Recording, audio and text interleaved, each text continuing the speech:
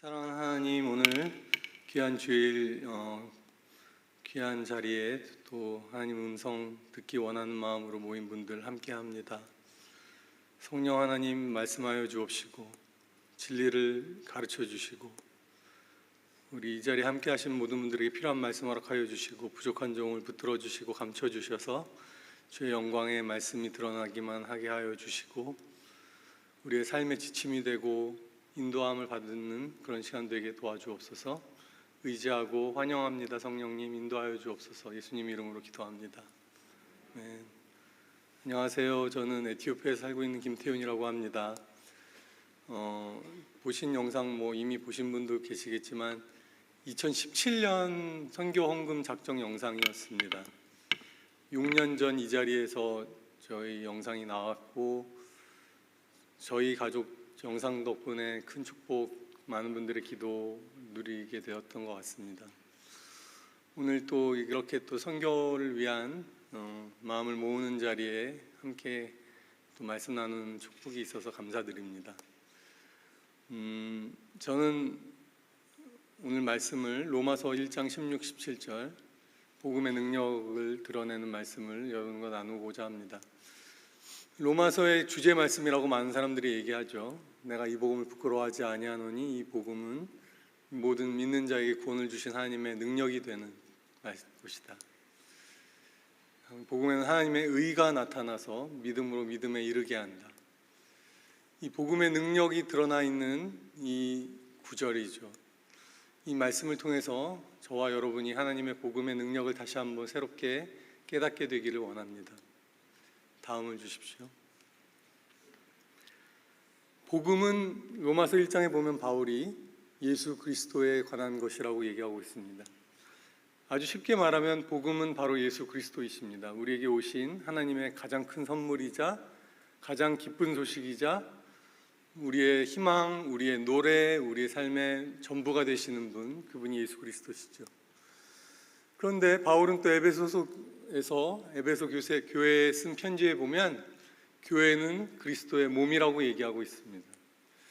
즉 예수 그리스도가 이 땅을 떠나신 이후에 교회가 바로 예수께서 하시던 그 역할을 이 땅에서 감당해야 하는 것이죠. 즉 복음은 예수 그리스도고 그 예수 그리스도는 또 교회이고 교회는 바로 저희 한 사람 한 사람 아니겠습니까? 교회는 건물이 아니라.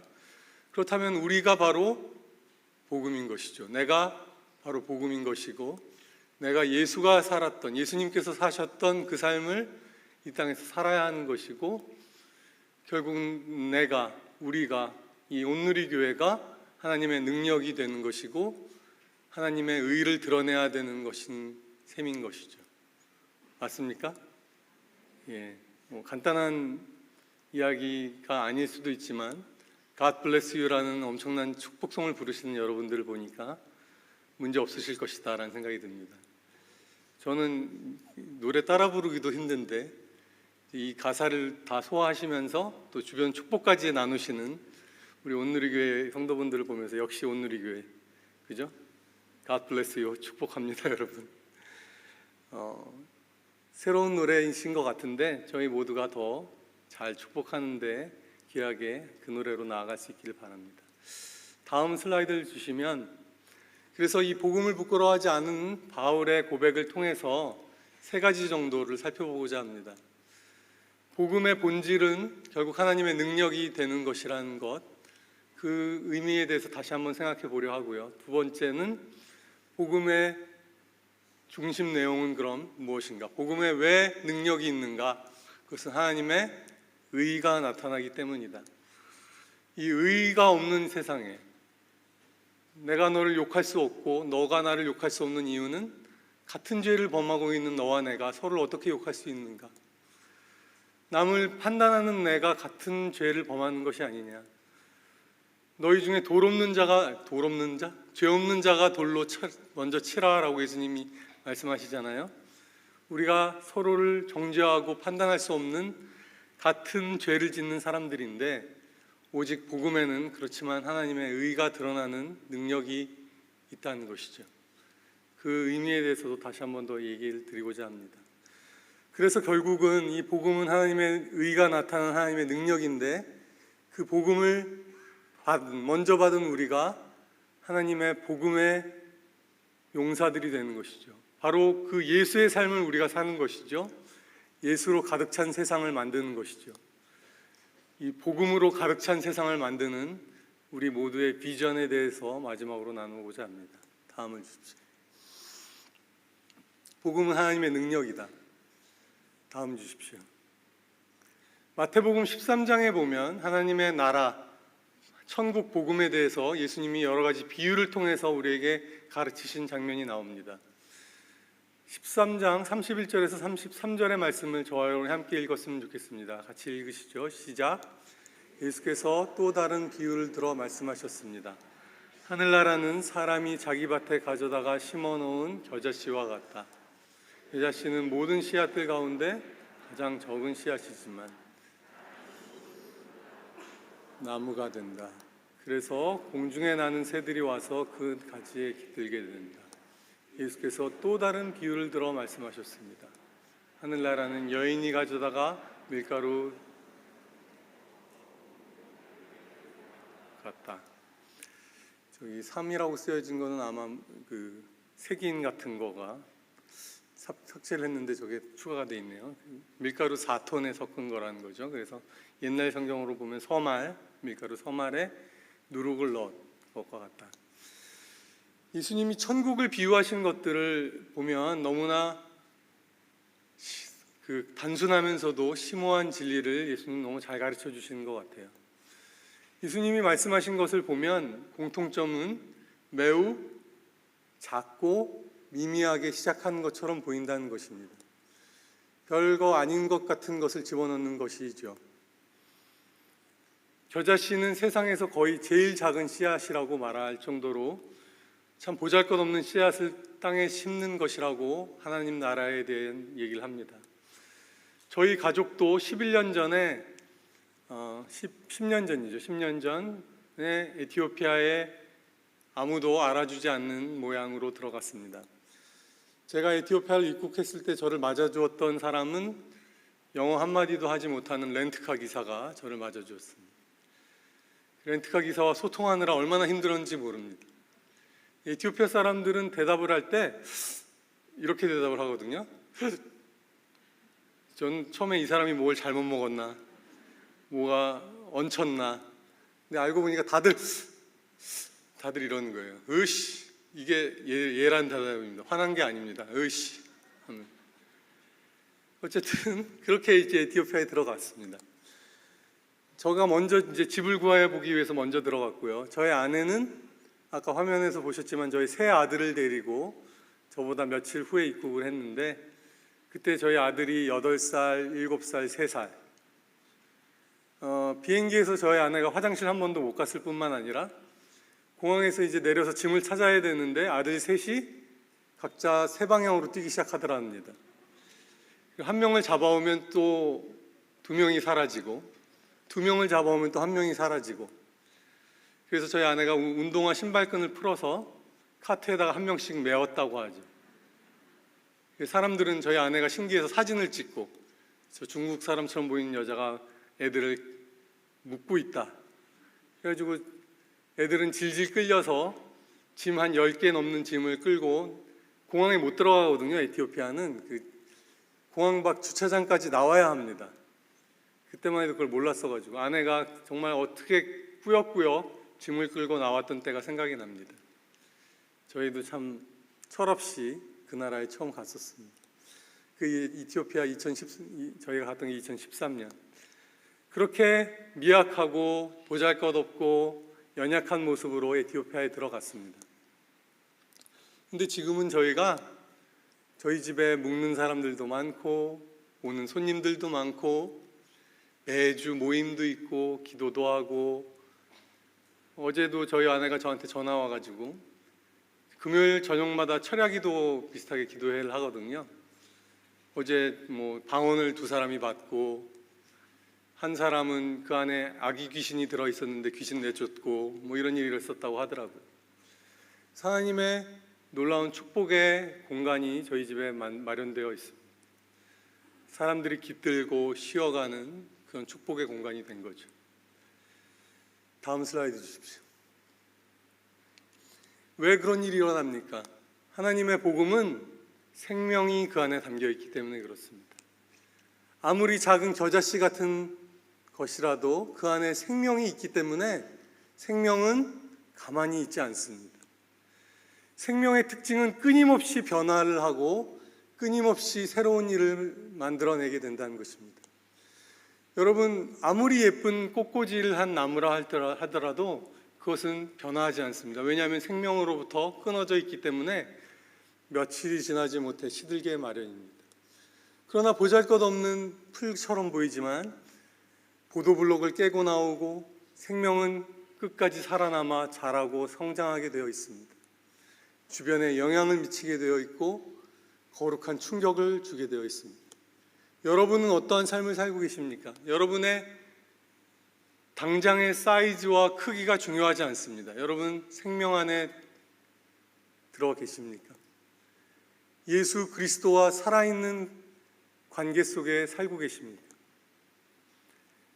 여러분이 예수와 함께 살고 계시다면 하루에 기도를 1분 하고 있건 5분 하고 있건 상관없습니다. 왜냐하면 그 생명은 자랄 것이고 그 생명은 여러분 안에서 성장하고 영향을 미치고 크게 됩니다. 그러나 여러분이 이전에 아무리 큰 신앙을 가지셨더라도 아무리 큰 은혜를 누리셨다 하더라도 지금 당장 예수 그리스도와 연관이 없는 삶을 살고 계시다면 그것은 아무런 소용이 없을 것입니다. 단지 과거의 무용담, 추억에 불과할 것입니다. 여러분에게 하나님이 말씀하신 마지막 때는 언제입니까? 살아계신 예수 그리스도와 여러분이 친밀하게 기도와 대화를 나누신 게 언제가 마지막이십니까? 하나님이 여러분에게 말씀하셨기 때문에 내 삶을 바꾸고 수정한 것이 언제가 마지막이십니까? 어제? 한 달 전? 10년 전? 지금 눈 감고 계신 분들은 생각하고 계신 거죠? 묵상하고 계신 거죠? 네. 주무시면 안 됩니다.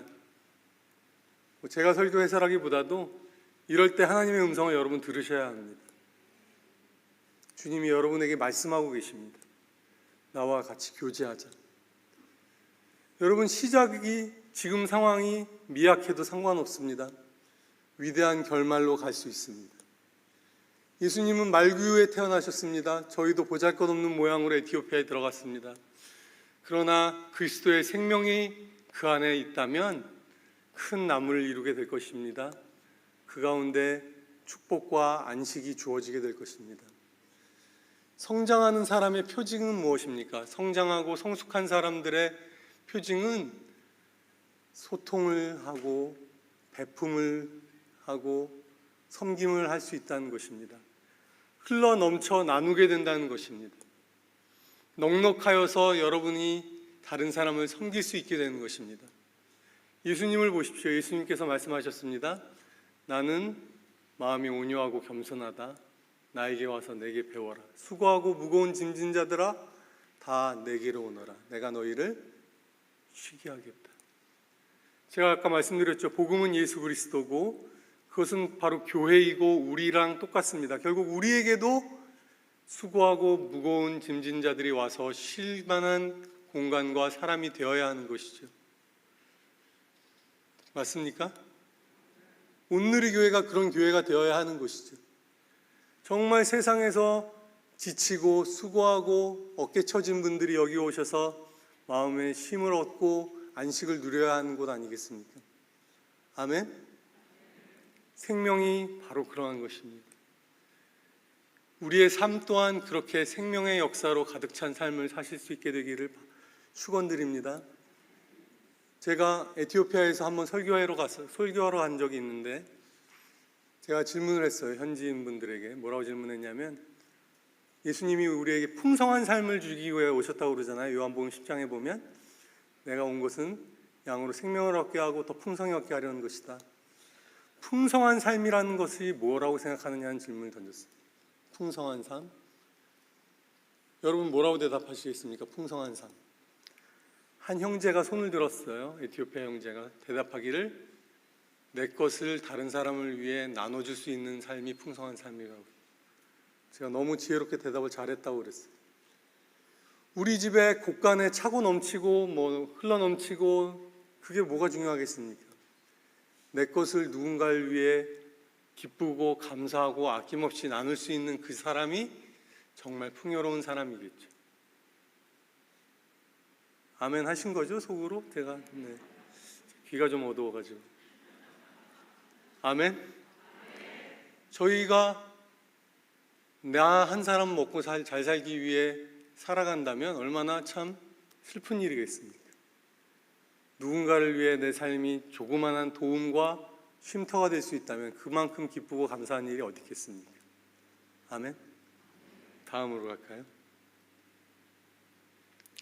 또한 생명력을 무엇을 하고 정의할 수 있습니까? 생명력은 소통이 일어나고 있는 것을 말합니다. 살아있는 세포는 끊임없이 주변 세포와 물질을 교환하고 신호를 주고받습니다. 죽은 세포는 모든 그런 채널이 다 역할을 하지 않습니다. 주변과 아무런 소통과 신호 전달이 일어나지 않고 있는 것이 죽은 세포의 특징입니다. 방금 죽은 세포는 살아있는 세포와 모양과 모든 면에서 다 똑같습니다. 그렇지만 그 내용을 자세히 들여다보고 있으면 아무런 소통이 일어나고 있지 않는 것이죠. 중국 사람들이 사람이라는 글자, 사람 인자를 아주 잘 만들었습니다. 서로 기대어 사는 것이 사람의 근본인 것 같아요. 하나님은 사람이 독처하는 것이 좋지 못하다고 하여서 돕는 배필로 사람에게 아내를 보내어 주셨잖아요. 우리 모두가 서로 섬기고 돕고 상생하며 살도록 우리를 부르신 하나님인 줄로 믿습니다. 저는 구원이라는 말 자체도 관계적인 면에서 봐야 된다고 생각합니다. 단지 죄에서 우리를 구원하신 것뿐만이 아니라 이기적이고 고집세고 나밖에 모르는 삶에서 누군가를 위해 내 삶을 아낌없이 기쁘게 나눌 수 있는 삶, 그래서 행복하고 재미있고 따뜻한 사람 냄새나는 공동체를 만드는 것이 바울이 빌립보에서 말한 너희의 구원을 이루라라는 뜻이구나라고 깨닫게 되었습니다. 두렵고 떨리는 마음으로, 마치 하나님을 섬기는 것처럼 두렵고 떨리는 마음으로 사람들을 섬길 수 있다면 그것이야말로 구원의 완성이구나. 제가 선교지로 가기 전에 주일학교 교사를 했었습니다. 영아부 교사를 했었어요. 영아부는 지금도 그런지 모르겠지만 제가 있을 때 18개월에서 40개월 아이들을 섬기는 주일학교예요. 생각해 보시죠. 18개월에서 40개월 아이들이 제가 지금 드리는 설교를 하면 알아듣겠습니까? 상생과 섬김과 환대와, 저희 그 영화부의 주로 설교는 드라마 설교를 했었어요. 드라마 설교. 저는 드라마 팀에서 예수님 전문 배우. 크게 웃어주셔서 감사합니다. 근데요, 그게 굉장히 어렵습니다. 왜냐하면 애들이 정말 초롱초롱한 눈으로 저를 보는 거예요. 제가 예수님인 양. 한 번은 저희가 종료주일 그 예수님 낙이 타고 입상한 걸 했는데 예배가 끝나고 엄마랑 애들이 줄 서서 예수님과 사진 찍으려고 한참을 찍었어요. 사진을 예수님하고 뿌이하고 찍고 막 아이들이. 제가 생각하는 게 예수님이라면 정말 이렇게 대화를 하셨을까? 예수님이라면 어떤 표정을 지으셨을까? 아이들에게 정말 잘 보여줘야 되겠는데. 그리고 나서 또 한참 있다 생각해 보니까 우리가 무대에서만 예수님이 어떻게 살았을까를 생각하는 걸까? 우리의 삶 전체가 연기가 아닌가? 나는 예수 역할을 하는 거잖아요, 이 세상에서. 세상 사람들은 나를 보고 예수를 생각하지 않겠습니까? 교회가 어떻게 살아야 되는지 생각하는 거 아닙니까? 어쨌든 제가 드리고 싶었던 얘기는 이 얘기가 아닌데, 그 주일학교 교사를 하면서 제가 깨달은 게 뭐냐면 여자 선생님들이 90%예요. 남자 선생님들이 다 안 계신 거예요. 안 계신 줄 알았더니 보니까 저 뒤에 애들 앉아 계세요. 주로 벤치 멤버죠. 벤치 멤버 혹은 운전기사. 예배 끝날 때까지 뒤에 앉아 있다가 끝나면 이제 아내랑 애들 태워서 가는 벤치 멤버로 앉아 계세요. 어떻게 저 벤치 멤버들을 주전으로 만들지? 그래서 저희가 축구팀을 만들었어요. 선생님들 축구팀. 레알 영화라는 팀을 만들었어요. 레알 영화. 레알이 뭔지 모르시는 분들은 이제 축구를 잘 모르시는 건데, 축구팀 뭐 레알 마드리드 뭐 이래가지고 그런 짝퉁으로 저희가 축구팀을 만들었어요. 유니폼도 만들고 저희가 전국 대회까지 출전했었습니다, 여러분.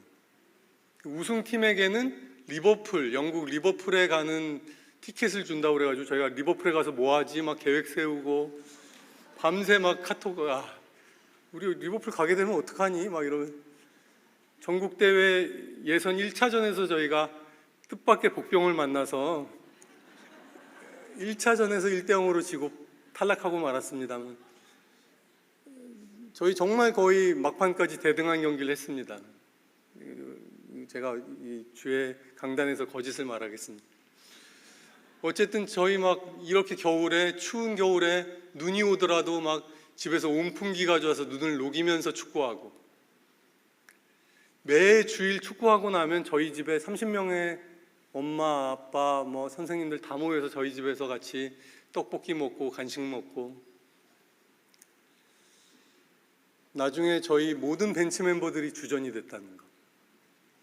막 영화부 코치가 되고 뭐 총무가 되고, 나중에 어떻게 됐냐면요, 교회에서 저희 영화부가 저희 부서만 교사의 수가 유난히 많아서 다른 부서로 차출해 갔어요. 저희 재미있는 공동체를 만들어야 하는 것입니다. 사람 냄새나는 공동체를 만들어야 하는 것입니다. 사람과 사람이 함께 모여 있을 때 어떤 또 일이 일어납니까? 잠언 말씀에 있듯이 친구가 친구를 철을 날카롭게 하듯 유익을 준다. 사람이 혼자 잘나서 살 수 있는 것이 아니라 나를 격려해주고 응원해주고 때론 나를 질책해주고 나에게 단점을 지적해줄 수 있는 친구가 필요한 것처럼 우리 공동체를 통해서 내가 성장하게 되더라고요. 우리가 함께 성장하게 되더라고요. 주님이 그렇게 우리를 부르신 줄로 믿습니다. 철새들을 보면, 철새들은 장거리 비행을 할 때 어떻게 날아갑니까? 혼자서 날아가지 않습니다. 왜냐하면 바람의 저항을 줄이기 위해 함께 무리를 지어서 날아가고 리더의 역할을 서로 돌아가면서 합니다. 그래서 바람을 가장 많이 맞는 역할을 혼자서 다 떠맡는 어리석음을 하지 않아요. 우리는 왜 이런 지혜를 배우지 않는 것입니까? 아프리카 속담에 이런 말이 있죠.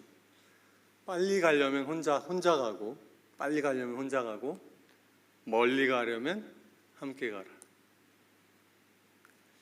우리의 꿈이 원대할수록 다른 많은 이들을 함께 품고 가야 하는 줄로 믿습니다. 다음 주십시오. 이 하나님의 능력, 사람을 바꾸고 나라를 바꾸고 세상을 바꾸는 복음의 능력이 왜 있냐면 그 안에는 하나님의 사랑, 하나님의 긍휼, 하나님의 은혜가 담겨 있기 때문입니다. 그것을 성경은 하나님의 의라고 말합니다. 다음 주십시오. 하나님의 의는 사람의 의랑 다르다고 아까 말씀드렸습니다. 사람은 사람을 정죄하고 판단하고 평가할 수 없습니다. 왜냐하면 우리도 같은 실수, 같은 잘못, 같은 한계 속에 매여 있기 때문이죠. 그런데 그런 사람들이 하나님을 향해서 불평하고 악유하는 게 뭐냐면, 하나님은 사람이 아니시지 않습니까? 하나님은 사람처럼 연약해 본 적이 없으시지 않습니까? 하나님은 사람의 이 배고픔과 상처와 연약을 모르시지 않습니까? 라고 얘기하는 것이죠. 그렇기 때문에 예수님께서는 물과 피로 임하셨습니다. 그게 무슨 말이냐면, 요한 1서에 이 물과 피로 임하셨다고 되어 있죠. 예수님이 물로 임하셨다는 것은 예수님이 물세례, 곧 세례 요한이 받으셨던 세례의 자리를 서셨음을 의미합니다. 그게 무슨 말이냐면, 세례 요한의 세례의 자리는 어떤 자리냐면 죄인들이 자신의 죄를 회개하기 위해 세례를 받는 자리입니다. 그래서 예수님이 세례 요한에게 나와 내게 세례를 베풀어 달라고 했을 때 세례 요한이 말하죠. 내가 당신에게 세례를 받아야 할 텐데 어찌 주님이 나에게 오십니까? 그때 마태복음 3장의 예수님의 답변은 무엇입니까? 우리가 이렇게 하여 모든 의를 이루는 것이 합당하다. 예수님이 세례받는 것이 왜 모든 의를 이루는 것입니까? 죄인의 자리에 서실 필요가 없는 예수님께서, 우리의 연약의 자리에 서실 필요가 없는 예수님께서 일부러 자신을 들여 죄인의 자리에 서신 것이죠.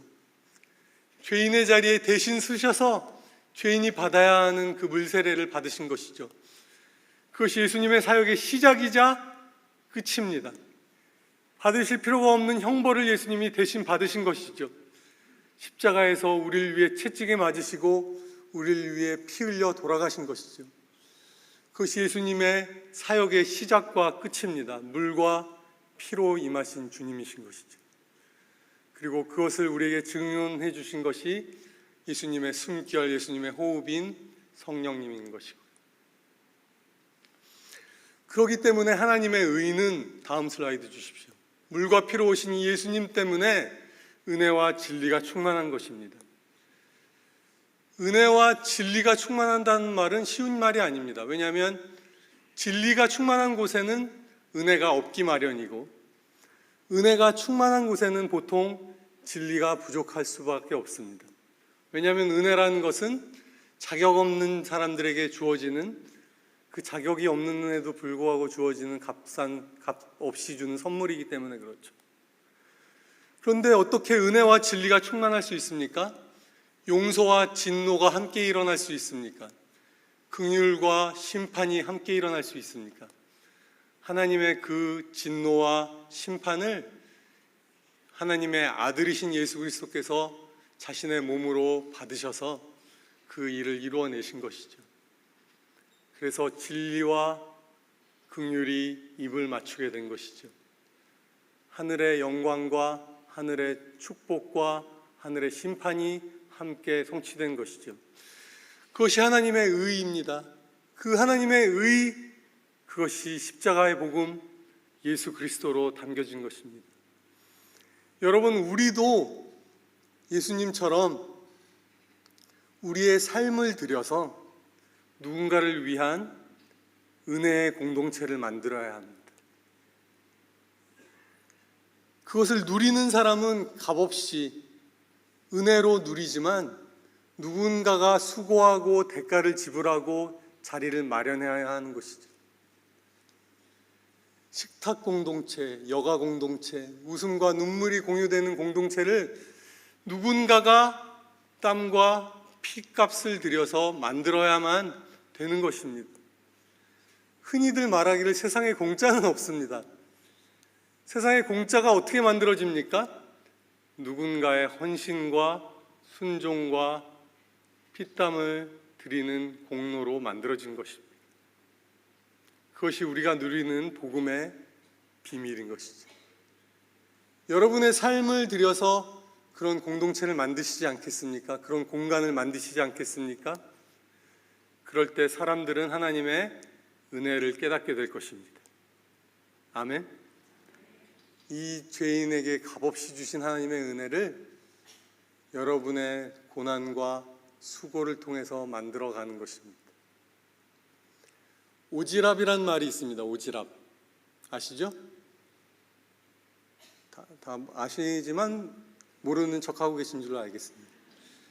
오지랖이라는 말의 국어 사전적인 의미는 옷의 이 고름 앞쪽에 이게 없어도 되고 남아도는 부분, 이런 뜻이에요. 즉 오지랖을 부정적으로 말하면 어떻습니까?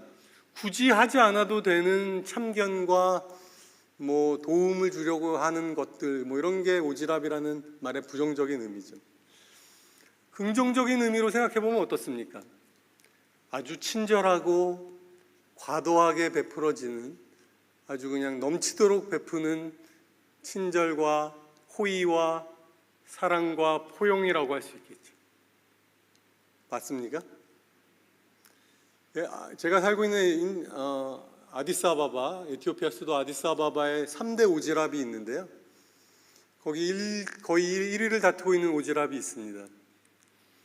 여기 자리 없어서 제가 아주 당당하게 말하겠습니다. 제 아내죠. 제 아내가 그냥 진짜 없어도 되는 거 막 가서 퍼주고 또 나눠주고 섬기고 이런 걸 너무 잘해요. 제가 너무 사랑하는 제 아내죠. 여러분, 올 한 해 오지랖 공동체의 온누리교회를 만들어 보시는 게 어떻겠습니까?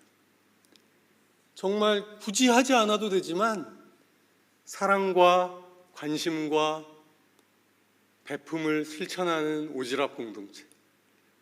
오리를 가자 할 때 심리를 가지고, 겉옷을 달라 할 때 속옷도 주고, 사랑과 섬김에 과도한 공동체. 그래서 그리스도의 은혜의 공동체를 만드는 저와 여러분 되기를 주님의 이름으로 축원합니다. 다음 주십시오. 자연스럽게 연결됩니다. 예수로 가득 찬 세상을 꿈꾸다. 가슴 벅차지 않습니까, 여러분? 세상을 바꾸러 이 세상에 오신 예수님은 그 세상을 바꾸는 일을 우리에게 맡기신 것입니다. 저와 여러분 한 사람 한 사람이 이 일에 뛰어들기를 주님 원하고 계십니다.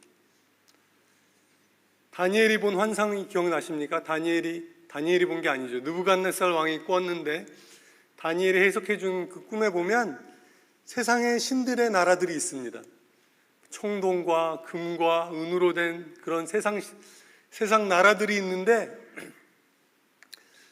사람의 손으로 띄지 않은 돌들이 갑자기 어디선가 날아와서 그 세상 나라들을 다 쳐부숩니다. 그리고는 그 돌들이 가득한 세상이 되어가는 것이죠. 그 돌은 예수 그리스도를 상징합니다. 여러분, 세상을 치는 하나님 나라의 위력, 그리고 그 돌들이 하나둘씩 어디선가 나타나는 것이죠. 그 예수 그리스도를 자기의 삶의 중심에 심고 예수처럼 이 세상을 섬기는 사람들로 가득 찬 세상, 그 공동체를 여러분 만드는 것, 그것이 하나님이 우리를 부르신 부르심입니다. 다음 주십시오. 제가 마태복음 13장에 나오는 비유의 말씀 중에 제일 좋아하는 부분입니다. 함께 읽겠습니다. 44절부터 46절 시작.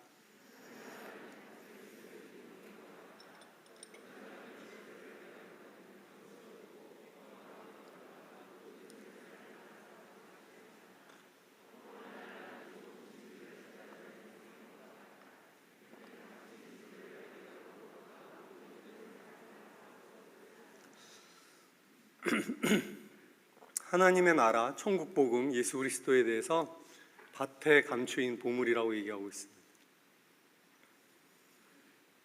그리고 어떤 사람이 그것을 발견하고 나서 자기의 소유를 다 팔았다라고 얘기합니다. 저랑 온라인으로 성경 공부하는 분들이 계십니다. 한 번은 형제님 중에 한 분이 저에게 질문을 하셨어요. 자기가 성경 공부를 하면서 자기의 삶의 변화를 보고 아내가 너무 하나님을 너무 별나게 믿게 되는 거 아니야? 너무 좀 지나치게 믿는 거 아니냐는 질문을 했대요. 그래서 저한테 그분이 한 질문이, 선교사님, 지나치게 믿는 게 괜찮습니까? 별나게 믿어도 되겠습니까? 여러분, 뭐라고 답하시겠습니까? 성경은, 하나님은 우리 보고 지나치게 믿으라, 별나게 믿으라 라고 말하고 있습니다. 아멘 하신 거죠? 제가 또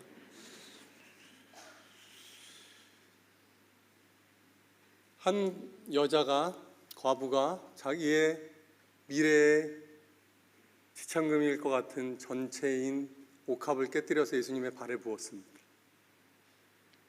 사람들은 그녀를 어리석다고 했습니다. 예수님은 그녀의 믿음을 칭찬하셨습니다. 어떤 여자가 자신의 딸의 귀신 들림을 고쳐달라고 왔어요. 예수님에게 심하게 달려들었어요. 사람들이 막 막고 못하게 하고, 심지어 예수님도 그녀에 대해서 별로 호의적이지 않게 반응하셨죠. 자녀의 떡을 취해서 개에게 던져주는 게 마땅치 않다. 개도 상에서 떨어지는 부스러기를 먹습니다. 주님. 어떤 사람들은 예수님께 자기의 친구를 고쳐달라고 데려가고 싶었는데 갈 수가 없었어요. 그래서 건물에 지붕을 뜯었습니다. 지붕을 뜯어서 예수님께 그 친구를 내렸어요. 이거야말로 큰 남의 사유재산을 훼손하고, 성경은 예수님을 향해 올인하는 것이, 우리의 전부를 드리는 것이 마땅하다라고 얘기하고 있습니다. 아까 창세기 22장 말씀을 읽으셨죠? 내 사랑하는 독자, 너에게 하나밖에 없는 너의 외아들 이삭을 나에게 번제로 바쳐라. 하나님은 그렇게 말씀하실 수 있는 하나님이십니다. 아멘. 그리고 22장 5절에 보면 그것을 아브라함은 예배라고 얘기합니다. 우리가 가서 하나님께 예배를 드리고 오겠다. 그리고 우리가 너에게 다시 오겠다. 자기 아들과 돌아올 것을 분명하게 믿음으로 고백하고 있죠. 여러분은 무엇으로 하나님께 예배를 드리시겠습니까? 올 한 해 여러분이 주님께 드릴 수 있는 예배는 무엇입니까? 다음 주십시오. 마지막이 거의 다 된 것 같습니다. 예수님은 베드로에게 물 위로 걸어오셨습니다. 폭풍우 속에서 물 위로 걸어오셨고, 베드로는 뭐라고 말하냐면, 만약에 주님이시라면 나로 하여금 물 위로 걸어가게 하십시오. 저는 우리의 믿음의 여정이 물 위를 걷는 것 같다는 생각이 듭니다. 주님만 바라보고 걸으셔야 됩니다. 주님을 바라보지 않는 순간 우리는 바다에 빠집니다. 그러나 여러분의 시선이 주님께 고정되어 있으면 저 거친 파도도 반석이 됩니다. 기드온에게는 3만 명의 용사가 허락되지 않았습니다. 하나님이 말씀하시길 너희가 너무 많아서 난 너희랑 일할 수 없다. 300명을 하나님이 주십니다. 그리고 300명의 손에 무기를 들려주시는데 그 무기가 뭐죠? 횃불과 항아리, 칼과 창이 아니라, 다윗은 하나님을 향한 사랑 때문에, 그 순전한 사랑 때문에 칼도 없이 창도 없이 물맷돌을 들고 골리앗을 향해 달려갔습니다. 만왕의 왕이신 예수님은 나귀를 타고 왕의 도성 예루살렘에 입성하셔서 하나님의 뜻을 이루어내셨습니다. 제가 뽑은 키워드는 순종, 겸손, 하나님을 향한 사랑, 그것으로 우리가 하나님의 뜻을 행할 수 있구나. 온누리교회의 사이즈나 온누리교회의 스펙이나 우리의 힘과 능력으로 하나님을 섬길 수 없습니다. 오늘 선교헌금 작정하는 날이지만 하나님 돈이 없으신 분 아니십니다, 여러분. 하나님은 여러분에게, 물론 하나님에게 여러분이 헌물을 드리시겠지만 하나님은 여러분들의 중심과 마음을 받으시기 원하십니다. 그것을 담아서 헌금하시는 저와 여러분 되기를 축원합니다.